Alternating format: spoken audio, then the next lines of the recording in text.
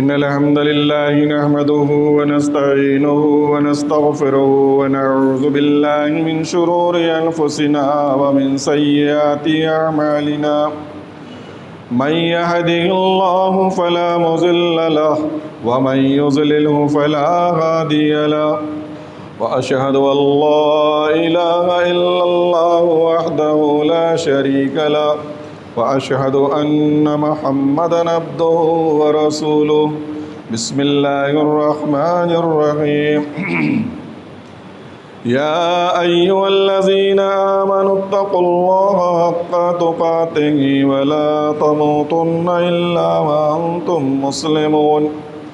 يا أيها الناس اتقوا ربكم الذي خلقكم من نفس واحدة وخلق منها زوجها وبث منهما رجالا كثيرا ونساء واتقوا الله الذي تساءلون به والأرحام إن الله كان عليكم رقيبا يا أيها الذين آمنوا اتقوا الله وقولوا قولا سديدا يصلح لكم أعمالكم ويغفر لكم ذنوبكم ومن يطع الله ورسوله فقد فاز فوزا عظيما أما بعد فإن خير الحديث كتاب الله وخير الهدي هدي محمد صلى الله عليه وسلم وشر الأمور محدثاتها وكل محدثة بدعة وكل بدعة ضلالة وكل ضلالة في النار بسم الله الرحمن الرحيم قاف والقرآن المجيد بل عجبوا أن جاءهم منذر منهم فقال الكافرون هذا شيء عجيب أإذا متنا وكنا ترابا ذلك رجع بعيد قد علمنا ما تنقص الأرض منهم وعندنا كتاب حفيظ وقال الله تبارك وتعالى في موضع آخر أعوذ بالله من الشيطان الرجيم خذ من أموالهم صدقة تطهرهم وتزكيهم بها وصل عليهم إن صلاتك سكن لهم والله سميع عليم وقال النبي صلى الله عليه وسلم رحم الله رجلا إذا باع وإذا اشترى وإذا اقتضى رب اشرح لي صدري ويسر لي أمري واحلل عقدة من لساني يفقهوا قولي رب زدنی علما رب زدنی علما رب زدنی علما۔ تمام قسم کی حمد و ستائش، تعریف و توصیف، کبریائی اور بڑائی اور جملہ قسم کی عبادت اس وحدہ لا شریک کے لیے لائق اور زیبا ہے جو ساری کائنات کا خالق و مالک اور مدبر اور پالنہار ہیں، اور جس رب ذوالجلال نے اس کائنات کو بسا کر کے اس میں جتنی بھی مخلوقات پیدا کی ہیں ان تمام مخلوقات کی روزی اللہ تعالیٰ نے اپنے ذمے لے رکھی ہے۔ یہی وجہ ہے کہ آپ دیکھتے ہیں باریک سے باریک وہ مخلوق جو ہماری نظروں سے اوجھل ہے، اس کو بھی اللہ تعالیٰ روزی اس کے مقررہ وقت پر پہنچا رہا ہے، اور بڑی سے بڑی مخلوق جو ہماری نظروں کے سامنے ہیں ان کو بھی اللہ تعالیٰ ان کی مقررہ روزی ان کے مقررہ وقت پر پہنچا رہا ہے۔ یہ اللہ کی شان ہے، جس کو جتنا چاہتا ہے جیسا چاہتا ہے دیتا ہے۔ اس مختصر سی تعریف کے بعد جناب محمد الرسول اللہ صلی اللہ علیہ وسلم پر درود و سلام نازل ہو۔ اللہم صلی علی محمد وعلی آل محمد کما صلیت علی ابراہیم وعلی آل ابراہیم انک حمید مجید۔ اللہم بارک علی محمد وعلی آل محمد کما بارکت علی ابراہیم وعلی آل ابراہیم انک حمید مجید۔ حاضرین جمعہ، ہم نے آپ کے سامنے خطبہ مسنونہ کے بعد سورہ توبہ کی آیت نمبر 103 اور بخاری شریف کی ایک حدیث آپ کے گوشے گزار کی۔ انشاءاللہ تعالیٰ اس ضمن میں چند باتیں قرآن و حدیث کی روشنی میں آپ کے سامنے عرض کرنے کی کوشش کی جائیں گی۔ اللہ تعالیٰ سے دعا ہے کہ اللہ تعالیٰ اس پر ہم کو حق اور سچ بات کہنے کی توفیق عطا فرمائے اور تمام لوگوں کو سمجھ کر عمل پیرا ہونے کی توفیق عطا فرمائے۔ لیکن میں اپنے موضوع اور اپنے خطبے کو شروع کرنے سے پہلے چند باتیں آپ کے سامنے جمعے کے تعلق سے ہدایتی طور پر اشارتاً آپ کے سامنے عرض کر دینا چاہتا ہوں کہ اللہ تبارک و تعالی نے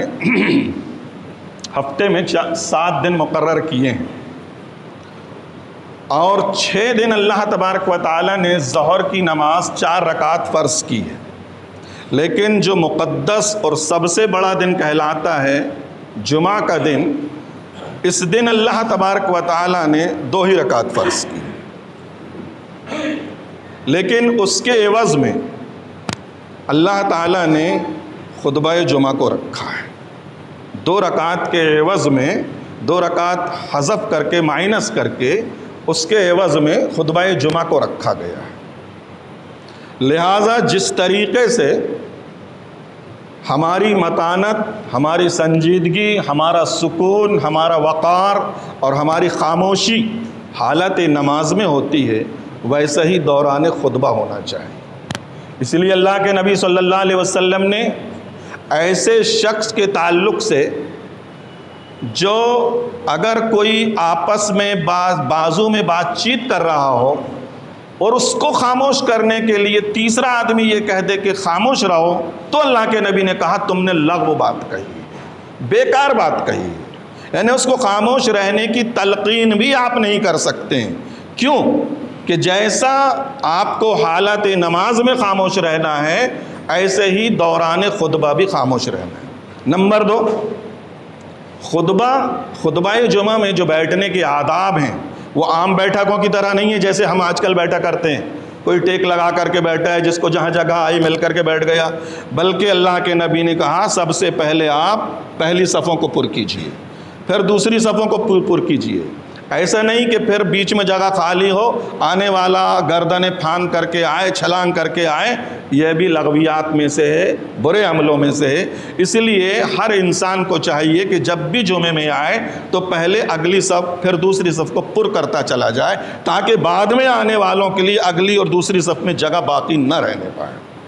تو جب جگہ نہیں رہے گی تو آپ کی گردنیں پھلانگے گا نہیں۔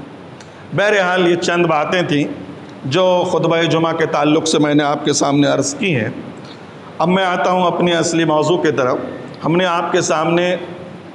سورہ توبہ کی ایک آیت تلاوت کی ہے، خذ من اموالہم صدقہ تطہرہم وتزکیہم بہا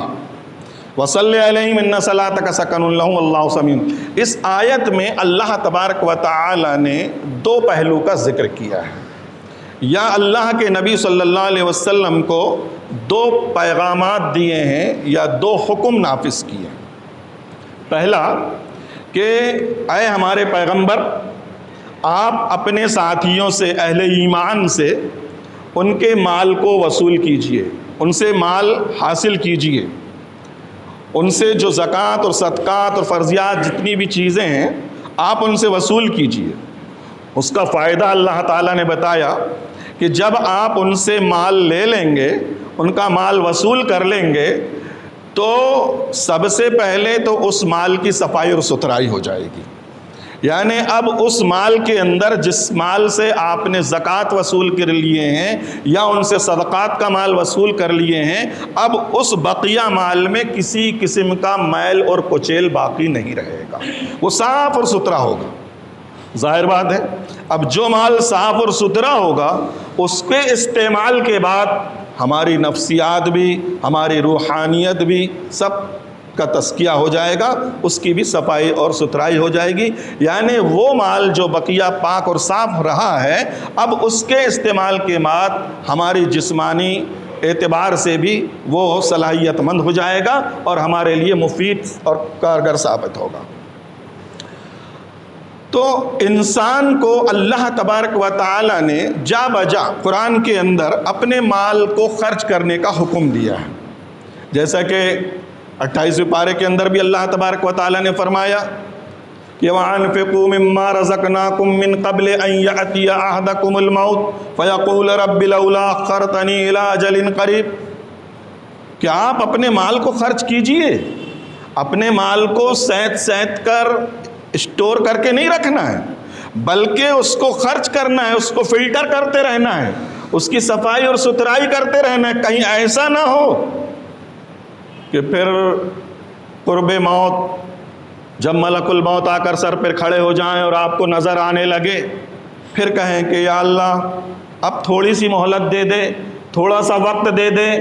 اب میں اپنے مال کو خرچ کرتا ہوں، اب میں اپنے ایک عمل کرتا ہوں، اب میں صدقات اور خیرات کرتا ہوں۔ اللہ کہے گا نہ،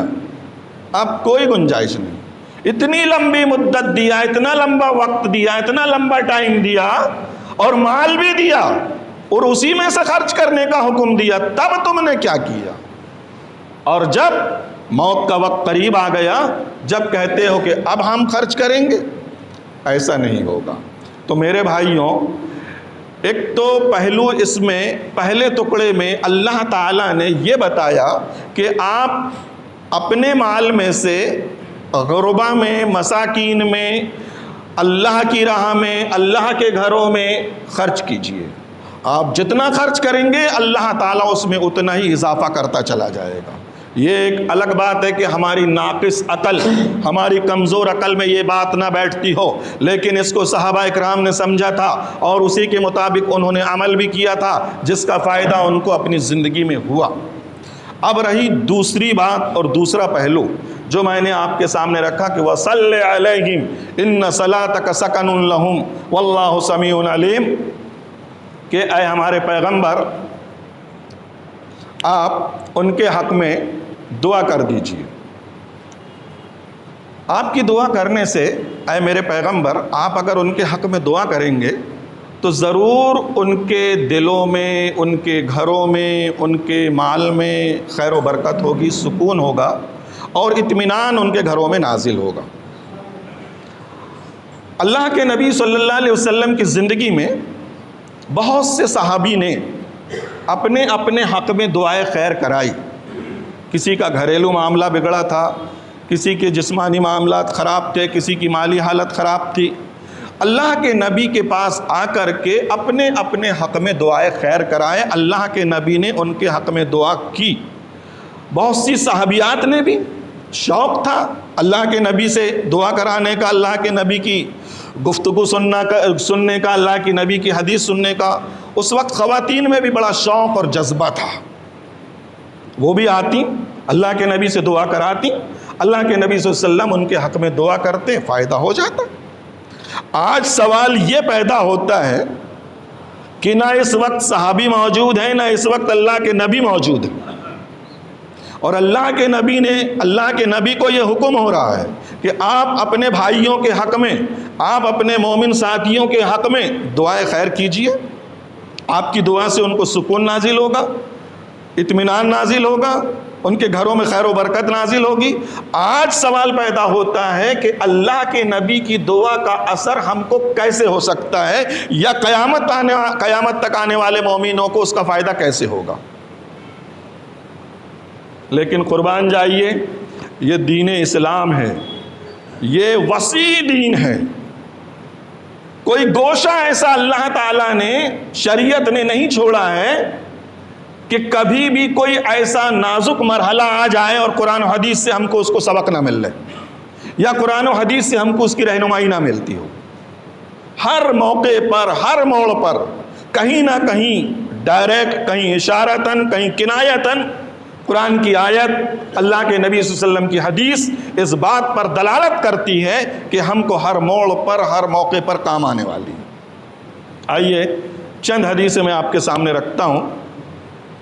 جس سے قیامت تک آنے والے انسانوں کو، یا بروقت جو انسان موجود ہیں، اور اگر اس دعا کے مطابق اور اللہ کے نبی کے اس فارمولے کے مطابق آج بھی اگر ہم عمل کر جائیں تو انشاءاللہ ہم کو فائدہ ہوگا۔ اللہ کے نبی صلی اللہ علیہ وسلم نے ایک دعا کی جو میں نے آپ کے سامنے بخاری شریف کی حدیث پیش کی۔ خطبہ مسنونہ کے بعد اللہ کے نبی نے کہا رحم اللہ رجلا اذا باع و اذا اشترى و اذا اقتضى. یہاں دیکھیے دعائیہ جملہ ہے.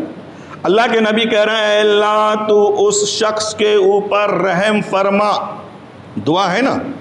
اللہ کے نبی نے کہا اے اللہ تو اس شخص کے اوپر رحم فرما جو اپنا مال بیچتے وقت، کسی کا مال خریدتے وقت، یا اپنا دیا ہوا پیسہ یا دیا ہوا مال کا تقاضا کرتے وقت رحم دلی کا ثبوت پیش کرے. بات آئی سمجھ میں؟ ہم اپنا کوئی مال کسی کو بیچ رہے ہیں تو بہت سخت لہجے میں مت بیچیے، سخت کلامی کا مظاہرہ مت کیجیے، کیونکہ ہم کو اپنا مال فروخت کرنا ہے بڑے نرم انداز سے. پتہ نہیں کس کس دماغ کے لوگ آپ سے ٹکرائیں گے، کس کس نقطۂ نظر سے آپ کے پاس آئیں گے. تو بہت نرم دلی کے ساتھ اور بہت مناسب انداز سے اور بہت مناسب بھاؤ سے ان کے ساتھ سلوک کیجئے اور برتاؤ کیجئے. اگر ایسا رویہ آپ کا رہے گا تو اللہ کے نبی نے جو 1450 سال پہلے دعا کی تھی اے اللہ ایسے شخص کے اوپر رحم کرنا، ضرور بالضرور اس کا فائدہ ہم کو ہوگا، ہمارے اوپر اللہ تعالیٰ رحم کرے گا. اور اسی طریقے سے اگر ہم کسی کا مال خرید رہے ہیں تو ایسا مت رویہ پیش کیجئے یا اتنا گرا کر کے مت مانگیے کہ سامنے والا ناراض ہو جائے یا آپ چڑچڑے ہو جائیں، آپ اس کے متعلق سخت کلامی سے پیش آ جائیں اور ترش روئی سے پیش آ جائیں، بلکہ آپ کسی کا سامان خریدتے وقت بھی بہت نرم انداز میں اس کی قیمت لگائیے، نرم انداز سے اس کی بات کیجئے اور بہت نرم دلی کے ساتھ اس کا مال لینے کی کوشش کیجئے. اگر آپ یہ طریقہ اپناتے ہیں تو اللہ کے نبی نے جو اس وقت دعا کی تھی اس کا فائدہ آج بھی ہوگا اور قیامت تک آنے والے انسانوں کو ہوگا کہ اے اللہ ایسے شخص کے اوپر تو رحم فرما. اس سے زیادہ سخت اور ٹیڑھا مسئلہ اب یہ تیسرے پہلو پہ آتا ہے کہ ہم نے اگر کسی کو عاریتاً ادھار 1000 2000 50,000 روپے کسی مدت تک کے لیے دیا ہے کہ فلانے وقت ہم کو لوٹا دینا، یا کوئی سامان ہم نے استعمال کرنے کے لیے دیا ہے کہ فلانے وقت ہمارا سامان واپس کر دینا، لیکن وہ تاریخ نکل گئی، وہ وقت مقررہ ختم ہو گیا. اب سامنے والا تاریخ پہ تاریخ دیے جا رہا ہے، پیشی پہ پیشی دیے جا رہا ہے کہ میں فلانے وقت لوٹا دوں گا، فلانے وقت کو لوٹا دوں گا. ظاہر بات ہے آپ ایک بار برداشت کریں گے، 2 بار برداشت کریں گے، 3 بار برداشت کریں گے، 4تھے بار آپ ناراض ہو جائیں گے. یہ انسان کی فطرت ہے کہ بہت جلدی غصے میں آتا ہے. اللہ کے نبی نے کہا اگر ایسے وقت میں جب تم کو غصہ آ رہا ہو، تم بالکل غیظ و غضب میں مبتلا ہو چکے ہو، لیکن اللہ کے نبی کی حدیث کو سامنے رکھ کر اگر تقاضا کرتے وقت کسی سے اپنا پیسہ جو ادھار دیے ہو، مانگتے وقت سامان دیے ہو، اس کو واپس لیتے وقت اور پیشی پہ پیشی اگر وہ دیے جا رہا ہے، اس وقت بھی اگر تم نرم لہجے سے بات کرو گے اور اس کے لیے نرم پہلو اختیار کرو گے تو اللہ تعالیٰ تمہارے اوپر رحم کرے گا. کیونکہ اللہ کے نبی کی دعا ہے اے اللہ ایسے شخص کے اوپر رحم کر جو اپنے سامان کا یا اپنے پیسے کا تقاضا کرتے وقت رحم دلی کا ثبوت دے. تو انشاءاللہ آج بھی اگر ہم اس پہلو پر اپنی زندگی کو گزاریں اور اس طریقے کو اگر اپنی زندگی میں اپنانے کی کوشش کریں تو ضرور اللہ تبارک و تعالی ہمارے اوپر رحم کرے گا. کیونکہ یہ کسی ایرے غیرے کی دعا نہیں، جناب محمد الرسول اللہ صلی اللہ علیہ وسلم کی دعا ہے کہ اے اللہ ایسے شخص کے اوپر تو رحم کر. لیکن یقین ہو، اتنا پختہ ایمان ہو، اتنا پختہ یقین ہو تو ضرور اللہ فائدہ دے گا. دوسری حدیث اللہ کے نبی صلی اللہ علیہ وسلم فرماتے ہیں رحم اللہ رجلا صلی قبل العصر 4. اے اللہ تو اس آدمی کے اوپر، اس عورت کے اوپر رحم فرما جو عصر سے پہلے 4 رکعت نفل کا اہتمام کرتے ہیں. دیکھیے سنت موقدہ 12 یا 10 ہیں پورے 24 گھنٹے میں 5 نمازوں میں. فجر سے پہلے 2 رکعت، اگر ظہر سے پہلے آپ آ گئے ہیں زیادہ وقت پہلے تو 4 رکعت، اور اگر کم وقت میں آئیں تو 2 ہی رکعت پڑھ لیں، اور ظہر کے بعد 2 رکعت، مغرب کے بعد 2 رکعت، عشاء کے بعد 2 رکعت، کل ملا کر کے 10 یا 12 رکعت ہوتی۔ لیکن ان کا ذکر اللہ کے نبی نے نہیں کہا، یہ ان کی فضیلت دوسری جگہ ہے، لیکن جس تعلق سے اللہ کے نبی نے رحمت کی دعا کی ہے کہ اے اللہ ایسے مرد اور ایسی عورت پر رحم کر جو عصر سے پہلے 4 رکعت نفل کا اہتمام کرتے ہیں۔ اب بتائیے آج وہ نفل ہم سے موقوف ہو چکی ہے، ختم ہو چکی ہے۔ آج ہم جانتے ہی نہیں کہ سنت عصر سے پہلے کوئی نفل ہے، کیونکہ ہمارا آنا ہی ایسے وقت ہوتا ہے کہ جب تکبیر شروع ہو جاتی ہے، 1 رکعت ختم ہو جاتی ہے، ایسے وقت میں تو ہم آتے ہیں۔ اگر کوئی اللہ کا بندہ یہ سوچ کر کے مسجد میں پہلے آ رہا ہے کہ مجھ کو 4 رکعت نفل کا اہتمام کرنا ہے، تو انشاءاللہ اللہ کے نبی کی دعا کے مطابق وہ اللہ کے رحمت میں نازل ہوگا، کیونکہ اللہ کے نبی نے ایسے کے حق میں دعا کی ہے کہ جو بھی انسان اگر 4 رکعت عصر سے پہلے پڑھے گا نفل کے طور پر تو اے اللہ تو اس کے اوپر رحم کر، اے اللہ تو اس کے اوپر رحم کر۔ یہ دعائیہ جملے ہیں اور یہ ہمارے اوپر ہیں کہ ہم اگر ان عملوں کا ثبوت دیں اللہ کے نبی کی حدیث کو سامنے رکھ کر تو انشاءاللہ ضرور بالضرور ہم کو اللہ کے نبی کی دعا کے مطابق اثر ہوگا اور ہم کو فائدہ بھی ہوگا۔ تیسری حدیث، اللہ کے نبی صلی اللہ علیہ وسلم نے اس جوڑے کے تعلق سے جو ایک عورت ایک مرد رات کی تاریکی میں، رات کے اندھیرے میں جب ساری قوم خواب غفلت میں سو رہی ہو، اپنے اپنے بستروں پر آرام کر رہی ہو، ایسے وقت اگر اس سنت کے مطابق عمل کرتے ہیں تو اللہ کے نبی صلی اللہ علیہ وسلم فرماتے ہیں کہ رحم اللہ رجلا قام من اللیل وصلی وایقظ اہلہ قامت وصلت وعنبت۔ تو اللہ کے نبی نے فرمایا اس شوہر کے اوپر اے اللہ تو رحم فرما جو رات کی تاریکی میں، رات کے اندھیرے میں اٹھ کر تہجد کی نماز کے لیے اٹھتا ہے اور رات تہجد کی نماز پڑھتا ہے، لیکن تہجد کی نماز پڑھتے پڑھتے اس کو خیال آتا ہے کہ کاش اس نیک کام میں، اس بہتر عمل میں میری شریک حیات، میری زوجہ محترمہ بھی اگر شریک ہو جاتی تو کتنا بہتر ہوتا۔ یہ سوچ کر کے وہ تہجد کی نماز پڑھتے پڑھتے اپنی شریک حیات کو، اپنی زندگی کے ساتھی کو اٹھاتا ہے اور بیدار کرنے کی کوشش کرتا ہے۔ اگر وہ فرما بردار ہے، تھکی ہوئی نہیں ہے، وہ بھی چاق و چوبند ہے تو وہ اس کے کہنے پر اٹھ جاتی ہے اور 2 رکعت یا 4 رکعت جو مناسب ہو پڑھ لیتی ہے۔ وَإِنْ أَبَتْ، لیکن اگر وہ اٹھنے سے انکار کر دے تو اب یہاں ایک تھوڑا سا سخت پہلو نازل ہو، لیکن اٹھنے سے انکار آپ کی نافرمانی کے طور پر نہیں کر رہی، اللہ کی نافرمانی کے طور پر نہیں کر رہی۔ آپ دیکھیں فجر سے لے کے سوتی رات تک وہی خاتون ہیں جو آپ کی خدمت، آپ کے والد محترم کی خدمت، آپ کی والدہ محترم کی خدمت، آپ کے بچوں کی دیکھ بھال، آپ کے گھر آنے والوں کی مہمان نوازی اور ان کے سارے ساز و سامان کرنے میں پورا دن بتا دیتی ہے۔ ایسی حالت میں اس کی بھی زندگی کا سوال ہے، اس کے بھی آرام کا سوال ہے۔ اگر وہ تھکی ہاری آرام کر رہی ہو، تھکی ہاری اگر وہ سو رہی ہو اور اگر اس حالت میں اگر وہ انکار کر دے تو محمد الرسول اللہ صلی اللہ علیہ وسلم نے اس شوہر کو یہ تعلیم دی ہے کہ آپ اس کو ڈانٹو مت، اس کو جھڑکو مت، کہ فرمایا کہ